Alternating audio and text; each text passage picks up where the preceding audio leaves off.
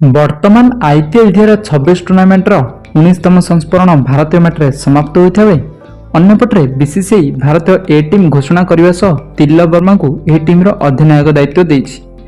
ଗତକାଲି ଏହି team Ireland ଗସ୍ତରେ ପହଞ୍ଚି ଆଜି ଆୟର୍ଲାଣ୍ଡ ବିପକ୍ଷରେ ପ୍ରଥମ ଟି20 ମ୍ୟାଚ୍ ଖେଳାଯାଇଥିବା ବେଳେ ଏହି ମ୍ୟାଚ୍ରେ ଭାରତୀୟ ଦଳ ଆୟର୍ଲାଣ୍ଡକୁ ଏକତରଫା ଭାବେ ପରାସ୍ତ କରି କ୍ରିକେଟ୍ ଇତିହାସରେ ଏକ ନୂତନ ବିଶ୍ୱ ରେକର୍ଡ ସ୍ଥାପନ କରିଛି।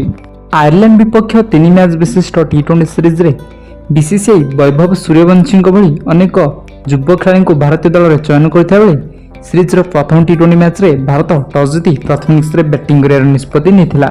ଭାରତୀୟ ଇନିଂସର ଆରମ୍ଭରୁ ସୂର୍ଯ୍ୟବଂଶୀ ଛକା ଚୌକାର ବର୍ଷା କରି ପାୱାର ପ୍ଲେରେ ଭାରତୀୟ ଦଳୀୟ ସ୍କୋରକୁ ଦ୍ରୁତ ଗତିରେ ଆଗେଇ ନେଇଥିଲେ। ସେ ଏହି ମ୍ୟାଚ୍ରେ 103 ରନ୍ର ଏକ ବିସ୍ଫୋରକ ଇନିଂସ ଖେଳିଥିଲେ।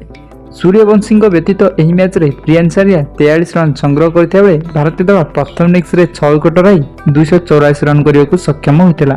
ଏହାପରେ ଆୟର୍ଲାଣ୍ଡ କ୍ରିକେଟ୍ ଟିମ୍ 285 ରନ୍କୁ ପିଛା କରିବାକୁ ମଇଦାନକୁ ଓହ୍ଲାଇଥିବା ବେଳେ ଦଳର କୌଣସି ବ୍ୟାଟ୍ସମ୍ୟାନ୍ ବଡ଼ ସ୍କୋର କରିବାରେ ସକ୍ଷମ ନଥିଲେ ଏବଂ ଅର୍ଶଦୀପ ସିଂଙ୍କ ଚମତ୍କାର ବୋଲିଂ କାରଣରୁ ଆୟର୍ଲାଣ୍ଡ ମାତ୍ର 170 ରନ୍ କରି ଅଲ୍ ଆଉଟ୍ ହୋଇଥିଲା। ଭାରତ ସିରିଜ୍ର ପ୍ରଥମ ଟି20 ମ୍ୟାଚ୍କୁ ଏକତରଫା ଭାବେ ଜିତି ନେଇଥିଲା।